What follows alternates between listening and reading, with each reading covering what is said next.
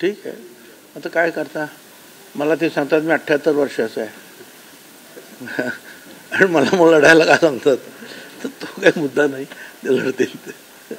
सरकारच्या अनेक योजनांचा निधी बंद केला आहे, कर्मचाऱ्यांचे पगार थकलेत, मात्र ते असताना सरकार 1,500 रुपयांमध्ये मतं विकत घेते अशी टीका केली जाते. बघा, हे असं नाही आहे. सरकार सगळ्यांचे पैसे देणार म्हणजे देणार. आता जसजसे जे आहे त्यांच्याकडे पुंजी जमत जाते, निधी जमत जातो, तसं त्याचं जे वाटप ते करत असतात. हे आजचं आहे का? आता विद्यार्थ्यांचे सुद्धा काही पैसे जे आहेत कॉलेजचे जे आहे रखडतात.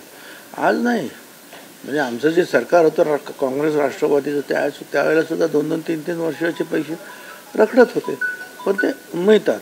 शेवटी प्रायोरिटी कशाला देतात ते ठरवतात फायनान्स वगैरे, आणि त्याच्याप्रमाणे त्या निधीचं जे आहे वाटप होतं. गेल्या काही दिवसांपासून महायुतीच्याच घटक पक्षांकडून राष्ट्रवादीवर टीका केली जाते. मधल्या काळात गुलाबराव पाटलांनी टीका केली. काल भाजपचे हाके जे आहेत त्यांनी सुद्धा अशाच पद्धतीचं वक्तव्य केलं आहे. का होत आहेत असे वक्तव्य? असं आहे की महायुतीतील पक्षांना, तिन्ही घटकांना जर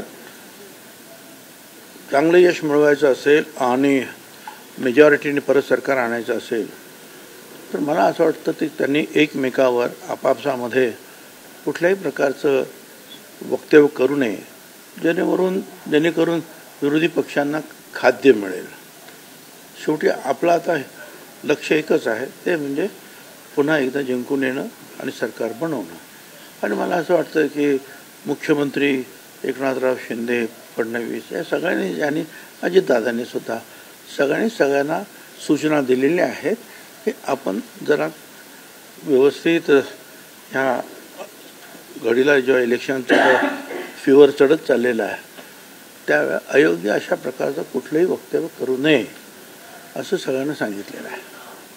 धन्यवाद. साहेब, आनंदाचा शिरा जो आहे तो आता गणपतीच्या काळामध्ये लोकांना दिला जातोय. साधारणतः या सणासुदीच्या काळामध्ये किती लोकांपर्यंत तो पोहोचवण्याच्या सूचना देण्यात आल्या? जवळजवळ 99%, मागच्या वर्षी 99.9% लोकांपर्यंत पोहोचला होता तो. ह्या वेळेला सुद्धा तो सगळीकडे पोहोचणार, काहीही काळजी करायचं कारण नाही. सगळीकडे जे आहे माल पोचलेला आहे.